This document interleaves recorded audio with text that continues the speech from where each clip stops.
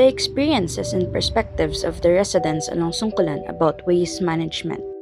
How would you describe the current state of waste management along Sungkulan, and what do you think are the main causes of improper waste disposal in this area?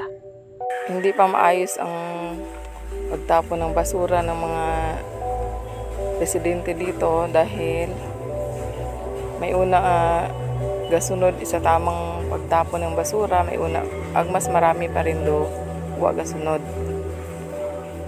Tinatapon lang kung saan-saan. Pag hindi tamang pagtapon ng basura ay gabaha. Tapos gawa kayo mga basura sa mga kilid-kilid. How does improper waste management affect the community, especially students and residents along Sungkulan? Nakaka-apekto ito sa kalinisan ng tubig dagat. At dahil ito ay pag hindi tama ang pamamahala ng basura, ito ay nagko-cause ng maraming langaw at lamok. Have you observed improper waste management such as open burning of trash? Dito sa amin, ang mga basura sinusunog din. Kasi wala kang malalagyan eh. Karaniwang ginagawa ito, lalo na dito sa mga nakatira, isa rin ako sa gumagawa niyan. Dahil para hindi dumami ang basura, dahil walang nangongolekta ng basura dito sa aming lugar.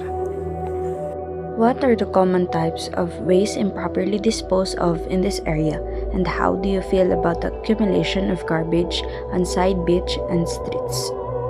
Lahat ng uri ng basura, lalo na yung mga plastic at mga styro. At ito ay nakakabahala dahil nakaka-apekto ito sa dagat at dumadami sa dalampasigan, lalong-lalo na sa amin na pangingisda ang hanap buhay. Siyempre,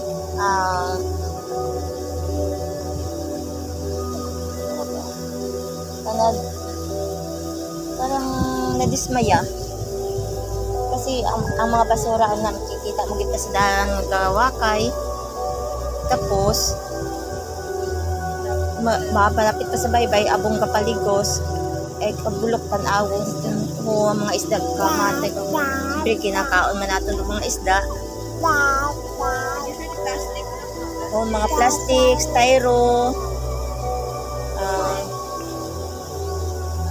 plastic bottle na dun. What are the health and environmental risks of burning trash, and what actions do you think the local government or community should take to address these issues? Dapat magbuho sandang ay segregate yung mga basura. Ang ikuliktahon sa baybay para yung mga hindi magmasakit yung mga unga, laban habis mga unga na aso. Are there any initiatives or programs in place to improve waste management in the area, and how effective are they?